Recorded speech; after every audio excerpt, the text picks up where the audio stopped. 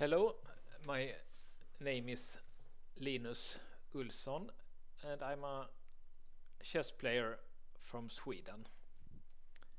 I've decided to start this channel to show you Magnus Carlsen's best games. I don't think there is any channel on YouTube that's focusing on showing all his games, how he became the great chess player that he is today. So I have collected and commentated here on Lichess a lot of his games, and I will try to do one video each day where I comment one of Magnus's games. I played Magnus Carlsen 2 times in slow games, and this was the first game I played against him. It was 2002 in Gothenburg in an open tournament. As you can see, at that time I was higher rated than him, but I am 6 years older, so I was maybe 18 and I think he was about 12 at this game. So, but first I'm going to talk a little bit about Magnus, and before I show you this game and why I think this game is nice.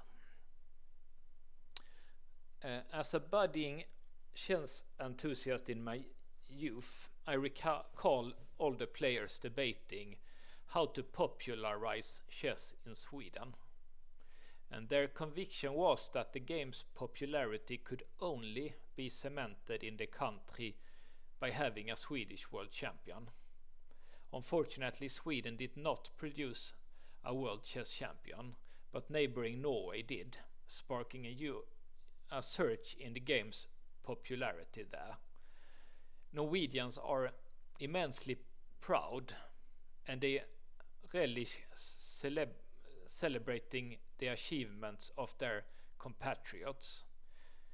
Thus, Magnus is regarded as a national hero, revered in the same manner as other national heroes like Stoltenberg, Northug, Johaug, and Haaland. Magnus demonstrated exceptional maturity and sociability at a young age, traits that are now evident to a broader audience through the videos from chess tournaments on platforms as YouTube and Twitch. It's abundantly clear that Magnus is not only an exceptional chess player but also a good sportsman and a genial individual. I have collected all these games and I will do more here on Lichess in this study file. I will provide this study file in the YouTube description video so you can look over the games. They have been analyzed with Stockfish. I've used this mathematical feature to get Stockfish 16 analysis, but I have chosen the game myself, looking over a lot of interesting Magnus games. And so because it has been analyzed with Stockfish, the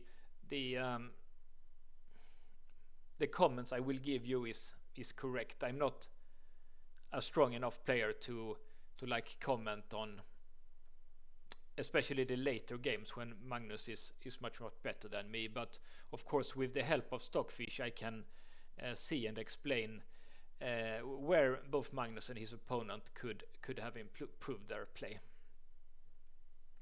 And I've also tried to not use too much like complicated computer analysis, so I will try to like comment it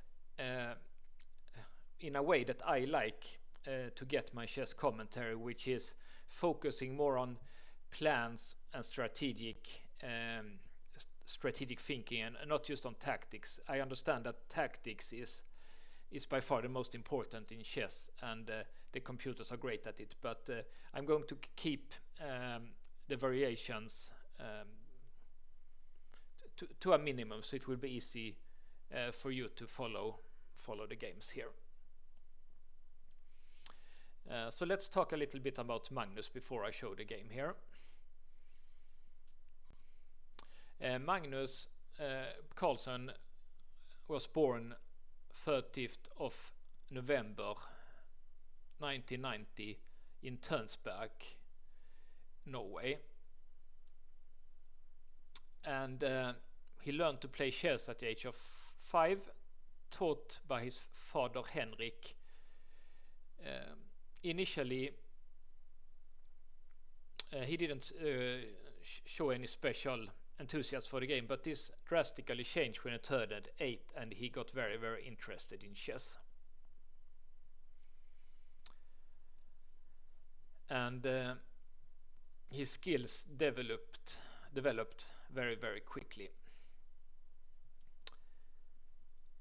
So as I said, Henrik Carlsen, Magnus' father, played a significant role in his path to becoming the world chess champion. And Henrik is a good, strong club player, so he also obviously was a good teacher for Magnus, as Magnus became so good at chess. Henrik also did a lot of practical help. Of course, he paid for Magnus' early chess tournaments, and he often went with Magnus when Magnus was quite still too young to travel alone. And he also took, as I understand it, he also took a lot of holidays from his regular work to travel with Magnus to various chess tournaments. And Henrik also talked to Norwegian Grandmasters Simon Agdenstein, who became Magnus' chess teacher once Magnus had shown to be a very talented chess player. And quite early, of course, Magnus was so strong that Henrik couldn't teach him so much more, and then it was good that Simon Agdenstein could teach him, who is a strong grandmaster. Henrik has also been very important later, as he has been often the manager of Magnus' team, and handled, as I understand it, a lot of practical things, planning what tournaments Magnus will play, who will help him in the big tournaments and at the World Championship matches and so on. Simon Agdenstein, Magnus' first Grandmaster teacher, was born 15th of May 1967, and he was the best Norwegian top player before Magnus got better than him, obviously. And he was the first Norwegian Grandmaster, title he got in 1985. He's a 7-time Norwegian chess champion and has represented Norway in several chess Olympiads. In addition to his own playing career, Agdenstein also had a very influential role in chess education in Norway, and he has been the teacher at the Norwegian gymnasium for chess studies. It's like a high school where they have chess training as part of the schedule. And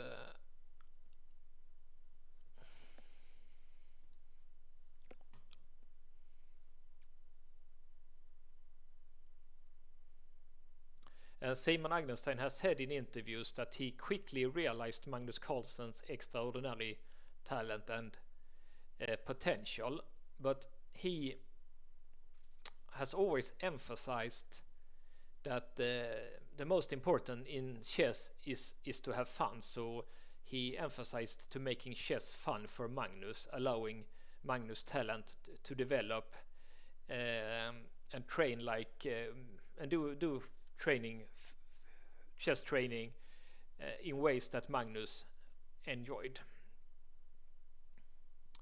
So Linus, I was also a talented junior player, of course not like Magnus, but I was quite a talented junior player, and I practiced quite hard, and I won some junior tournaments in Sweden, and I got to play Magnus 2 times. This game I'm going to show you is the first one. In that, and this was a tournament in Norway. In the second game, which happened 1 year later, I played white, and we played the Grünfeld. Magnus played Grünfeld, I played d4, and he played Grünfeld, and I made an early h4 in that game, a move that Magnus would play later.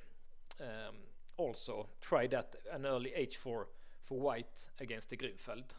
So, but I made a very big tactical mistake in that game that ended that game very quickly.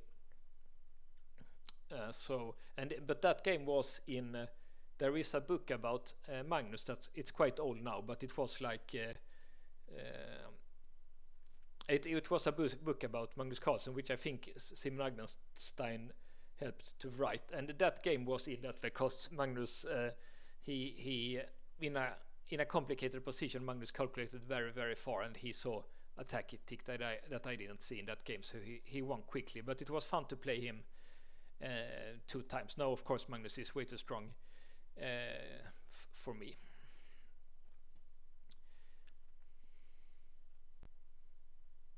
And something that I remember about Magnus is that he, because we analyzed the game, and I talked a little bit about with him, like when he still was, when we still played the same tournaments, and he had an extremely good memory and remembered a lot of, like in the analysis, he had studied even my pet lines, he had studied them and remembered more analysis than I did. So that was something that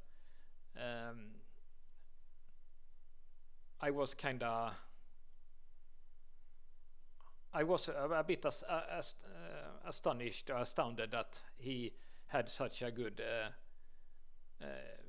memory already at that time, and he has shown in different kinds of for example, on YouTube there is videos that he tried to memorize. They show him game positions, and he can often say that it's between these two that year, and like he has he just has a very good memory for chess, obviously.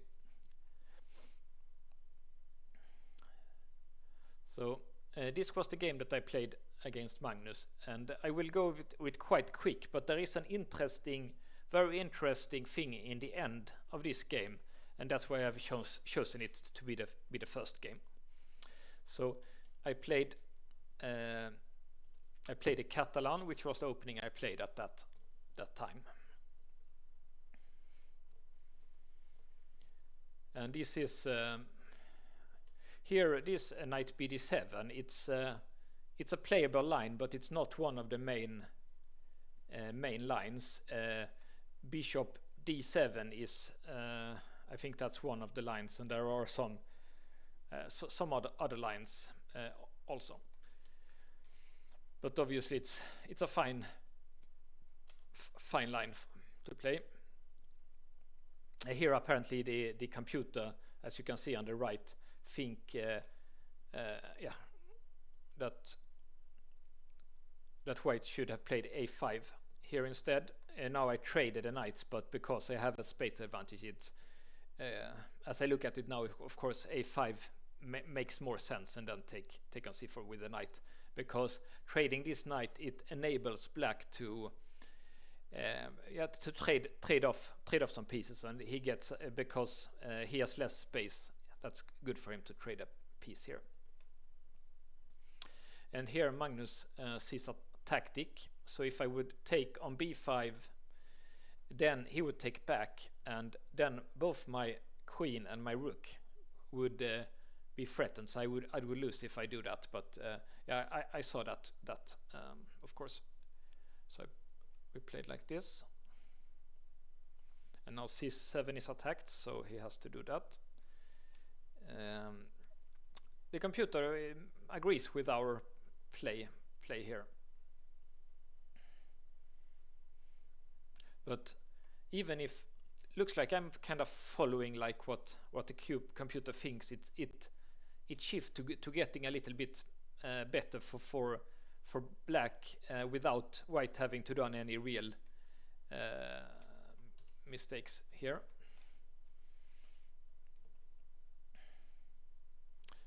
But of course, maybe this knight e5, looking at it now, maybe it's kind of pointless. It only gave me some problems with the knight here, because after this move, when black played c5, I can't take on c5 because my knight on e5 would be hanging.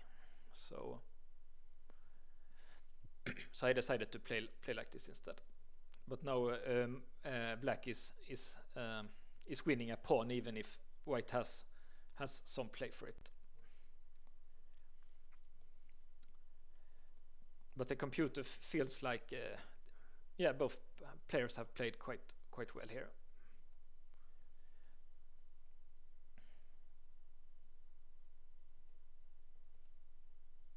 And I've won back the pawn, and but Magnus has gotten some initiative with the rook, and my a5 bishop is a little bit out of play here. And here it looks like the computer wants to play queen c6, trading queens, and maybe he has a little bit better endgame. He can play e5 and e4 and gaining some space.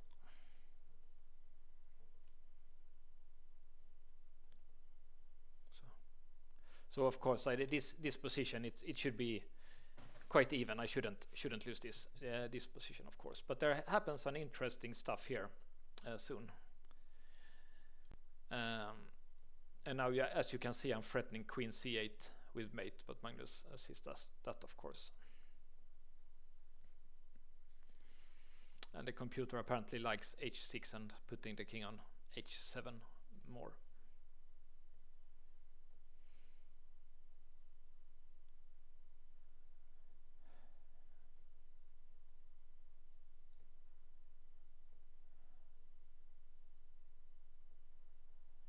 So it's starting to become relatively sharp here. Black has some play with his d pawn, and white has some play with his b pawn.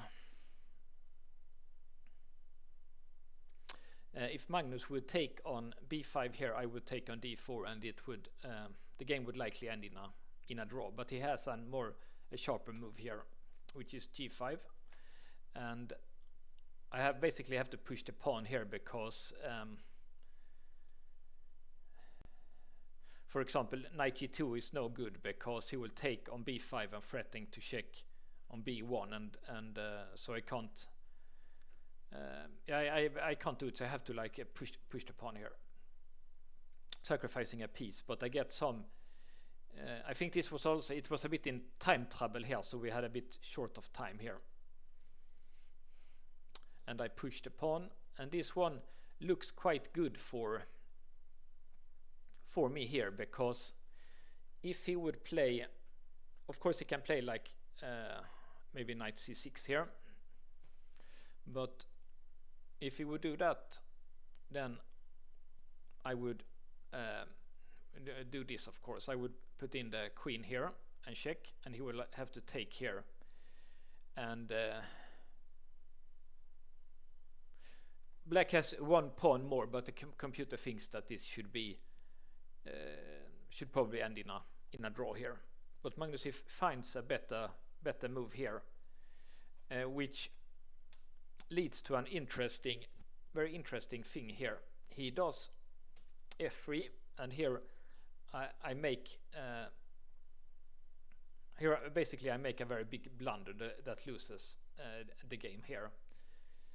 What I do is I take here, which is very bad because it opened the file for the queen to e1 to checkmate here. So now I can't take a new queen because yeah, of course it's mate. Queen e1 is mate. But here I have a better thing here, and Magnus, he probably has seen all of these complications here, because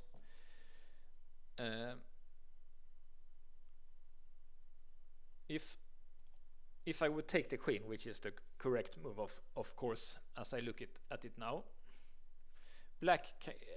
white has one more queen, but black can actually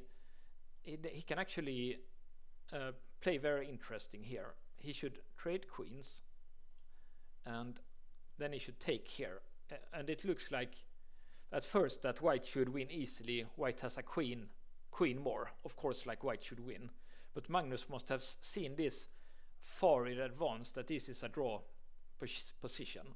And the reason that this is a draw position, as you can see, the engine says that this is a draw, it's because, let's see, white needs to stop e1 and take a new queen with check here. Then Magnus, he can play knight e5 here, and the interesting thing here is that the knight and like this strong pawns on e2, it's like dominating the white queen, so he's getting like a fortress here.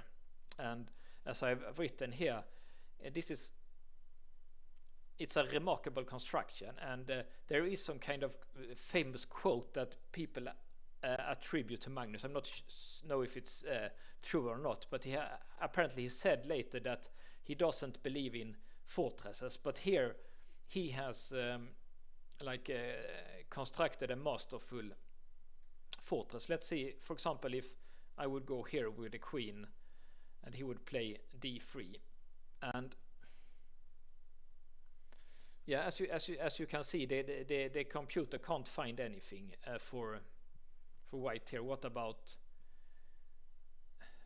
f3? Then here, and like white's queen cannot move. Like if I would move the queen to a1 or b1, then d2 would come and it would queen. And if I don't do f3, like how can I get out with the king? The king is like completely stuck in his prison here with so I thought that was a very, very impressive construction. So I wonder, like,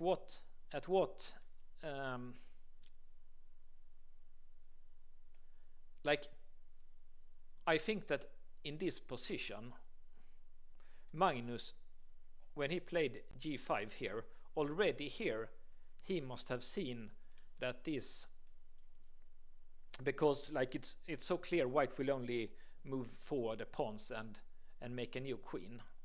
So when he played g5, already here, he must have realized that he can do this, because this position is a draw. So I think that's like that's just really impressive here by him, because if this didn't work, this g5 here, like black can always take that pawn on b5 and then like queen, and it would be a draw game, like take on b5, take on d4, like, and the game will be drawn.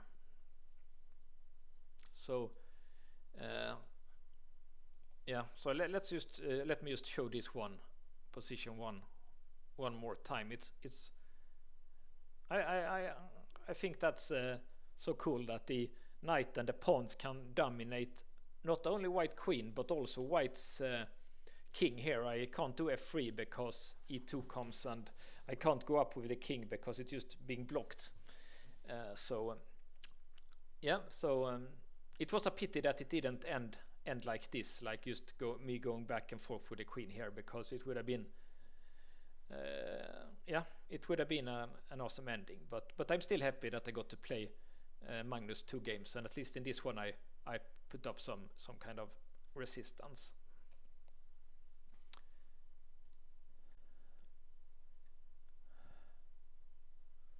So yeah, thank you for watching, and I will try to put up one video like each day with another game. As you can see, I've prepared quite a lot of games already, so see you next video.